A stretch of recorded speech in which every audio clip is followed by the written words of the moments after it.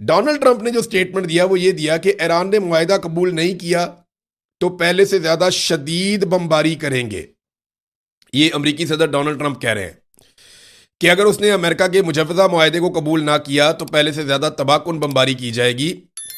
Social media network के ऊपर उन्होंने अपनी पोस्ट में लिखा कि फर्ज करें कि ईरान मुआहिदे पर अमल करने पर रजामंद हो गया तो अमरीकी ऑपरेशन का खात्मा हो जाएगा और आबनाए हुर्मुज़ समेत तमाम सबके लिए वो खुल जाएगी। साथ ही उन्होंने ईरान को धमकाते हुए लिखा कि अगर ईरान राजी ना हुआ तो बमबारी शुरू हो जाएगी और अफसोस के साथ कहना पड़ता है कि इसकी सतह और शिद्दत पहले के मुकाबले में कहीं ज्यादा होगी। ये जनाब डोनाल्ड ट्रंप साहब कह रहे हैं। अच्छा, एक स्टेटमेंट जो है ना वो अमरीकी वजीर दिफा पीट हेग्सेट का भी है। ये स्टेटमेंट आपको जरूर सुनना चाहिए, इसमें बहुत सारी खबरें हैं और इसमें आपको पता चल जाएगा कि जंग जीता कौन और हारा कौन। अमरीकी वजीर जंग ने कहा कि हम ईरान की जमीन पे भी नहीं जाएंगे, ईरानी फजाओं में भी नहीं जाएंगे। ऑपरेशन प्रोजेक्ट फ्रीडम सिर्फ हरमुज को खोलने के लिए है। हम चाहते हैं कि आपने हुर्मुज खुल जाए, सिर्फ इसलिए हमने ये ऑपरेशन किया है। अमरीकी फौज चाहती है कि हुर्मुज पर ईरान का गैर कानूनी कब्जा खत्म कराया जाए। ये अमरीकी फौज का इस वक्त का जो मिशन है वो ये है कि आबना हुर्मुज के ऊपर जो ईरान का एक कंट्रोल है वो कंट्रोल उनसे ले लिया जाए और ख़त्म किया जाए। तजारती जहाज़ों को ईरानी जारहियत से तहफ़्फ़ुज़ फराहम करना चाहते हैं, लड़ाई नहीं चाहते। अब ये वो अमेरिका है जो थोड़ा अर्सा पहले कुछ और कहता था, किसी और तरीके से कहता था। ये वही वजीर दिफा है अमेरिका का जिसकी ज़बान से बहुत बड़े बड़े दावे निकलते थे। अब वो कहते हैं हम ईरान के साथ जंग करना ही नहीं चाहते, हम सिर्फ आबना हुर्मुज को खुलवाना चाहते थे। तो भाई आबना हुर्मुज तो हमेशा से खुली हुई थी, वो तो आज तक बंद ही नहीं हुई थी, वो तो कभी एक लम्हे के लिए भी बंद नहीं हुई थी। ये तो पहले अमेरिका ने एक जंग लड़के बिला वजह आबना हुर्मुज को बंद करवा दिया और उस वक्त जो जंग लड़ने के मकासद थे उनमें क्या था, एक ईरान में रजीम चेंज करना, वो नहीं हो पाया। दूसरा, ईरान से यूरेनियम उठाकर ले जाना, वो भी नहीं हो पाया। तीसरा, ईरान की मिसाइलों की और ड्रोन्स की पूरी ताकत को कुचल देना, वो भी नहीं हो पाया। रजा पहलवी को ईरान में पहुंचा के वहां का हुक्मरान बना देना, वो भी नहीं हो पाया। तो जितना कुछ ये चाहते थे कि ईरान के साथ किया जाए उनमें से कोई एक चीज भी नहीं हो पाई, बल्कि ईरान पहले से ज्यादा शिद्दत से खड़ा हो गया, उसे अपनी ताकत का अंदाजा भी हो गया। उल्टा ईरान ने आबना हुर्मुज बंद कर दी।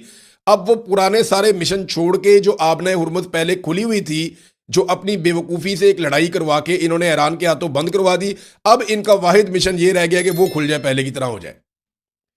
कि चलो ठीक है, कोई गल नहीं, वो तो मान ले जैसे पहले था वैसे ही कर लेते हैं। तो ईरान अब उसके ऊपर भी नहीं मान रहा।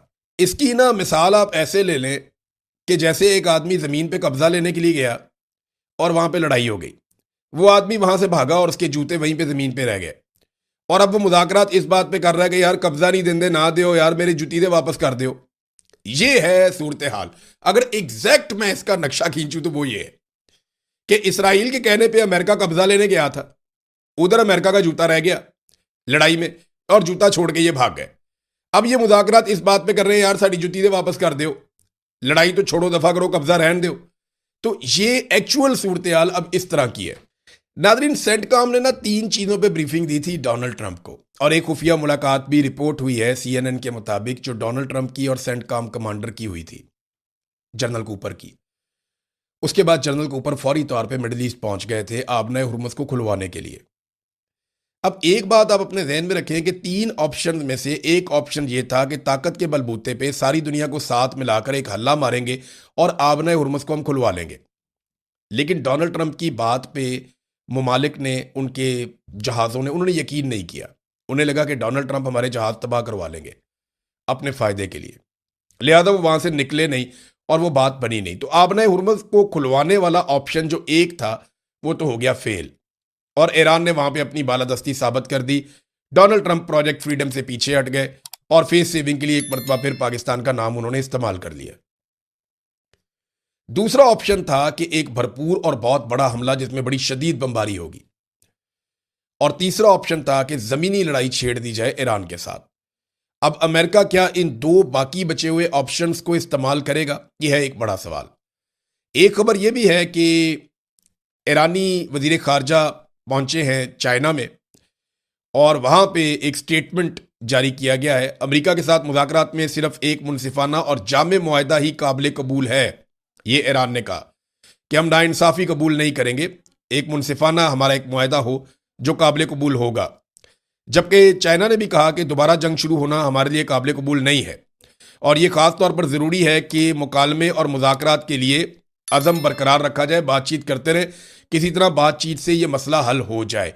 तो उम्मीद ये की जाती है कि अमेरिका ने बेशक बहुत तैयारियां की, बहुत ज़्यादा हथियार पहुंचाए, बड़ा जोर लगाया, लेकिन इसके बावजूद बात बनी नहीं। उम्मीद है कि अब दोबारा जंग नहीं होगी और हालात बेहतरी की तरफ जाएंगे, मगर कुछ कह नहीं सकते क्योंकि जितनी शर्मिंदगी अमेरिका को और डोनाल्ड ट्रंप को हुई है, अब उन्हें फेस सेविंग तो चाहिए, तो क्या इतनी बड़ी फेस सेविंग उन्हें मिल जाएगी, ये सवाल अपनी जगह पे बरकरार रहेगा। नाज़रीन, इंटरनेशनल मार्केट में जैसे कोई थोड़ी सी अच्छी खबरें आई हैं तो तेल की कीमतें नीचे चली गई। अब पाकिस्तान के अंदर हुकूमत को फौरी तौर पे अवाम को तेल की कीमतों के हवाले से रिलीफ देना चाहिए। देखिए ना, जो ये कीमत बढ़ाते हैं तो ये 2 घंटे में बढ़ा देते हैं, 4 घंटे में बढ़ा देते हैं, तब ये घंटों के अंदर काम डाल देते हैं। जब ये कीमतें कम करते हैं तो ये हफ्ते ले लेते हैं, बढ़ाते हैं तो बहुत ज़्यादा बढ़ाते हैं, कम करते हैं तो बहुत थोड़ी कम करते हैं। अब असद उमर साहब ने इस पर एक ट्वीट किया और बात उनकी ठीक है। उन्होंने कहा जी, अमेरिका की फीकस आमदनी पाकिस्तानियों से 50 गुना ज़्यादा है, यानी एक अमरीकी जितने पैसे कमाता है वो पाकिस्तानी से 50 गुना ज़्यादा पैसे कमाता है। यानी एक पाकिस्तानी अगर 1 रुपया कमाता है तो अमरीकी 50 रुपये कमाता है। उनकी आमदन पाकिस्तानियों से इतनी ज़्यादा है। वहाँ ईरान जंग की वजह से पेट्रोल की कीमत पाकिस्तानी रुपए में 330 रुपये फी लीटर हो गई है। यानी अमेरिका में ये जो जंग लगी है, इसकी वजह से पेट्रोल की कीमत 330 रुपये फी लीटर हुई है और पूरे मुल्क में वावेला मचा हुआ है। हालांकि वो पाकिस्तानियों से 50 गुना ज्यादा कमाते हैं। पाकिस्तानियों से 50 गुना ज्यादा कमा के वो 330 रुपये का पेट्रोल पे राजी नहीं है, वो गले पड़े हुए हैं हुकूमत के। लेकिन पाकिस्तान में पेट्रोल 400 रुपये फी लीटर है और पाकिस्तानी अल्हम्दुलिल्लाह सब्र और शुक्र से जिंदगी गुजार रहे हैं। हमारी कौम ना हुक्मरानी के लिए बेहतरीन है। अगर किसी ने हुक्मरानी करनी है ना तो पाकिस्तानियों पे आके, इसीलिए तो अंग्रेज आके यहाँ पे हुक्मरानी करके चला गया था। ये लोग सब्र शुक्र कर लेते हैं, ये लोग गुजारा कर लेते हैं, ये लोग अपने हक के लिए खड़े नहीं होते। इनकी सोच में आज़ादी नहीं है, और जब तक सोच के अंदर आज़ादी पैदा नहीं होगी, नई नस्ल बहुत मुख्तलिफ है, वो इनको बताएगी आने वाले वक्त में कि एक्चुअली आज़ादी किस तरह ली जाती है।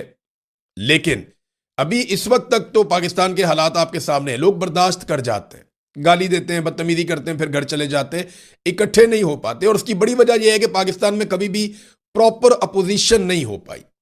जब भी कोई अपोजिशन में आता है तो वो एस्टेब्लिशमेंट की तरफ देखता रहता है कि जनाब हम छोटे मोटे एहतजाज करते हैं, आप हमें हुकूमत में ले आए। बस अवामी लेवल के ऊपर कोई सियासी जमात नहीं जाती, ये बदकिस्मती है। 330 रुपए में अमेरिका में रोला पड़ा हुआ है और उनकी आमदन हमसे 50 गुना ज्यादा है, और 400 रुपए में पाकिस्तान में बिल्कुल खामोशी है। अब तक के लिए इतना ही। अपना ख्याल रखिएगा, अपने चैनल का भी। अल्लाह हाफिज़।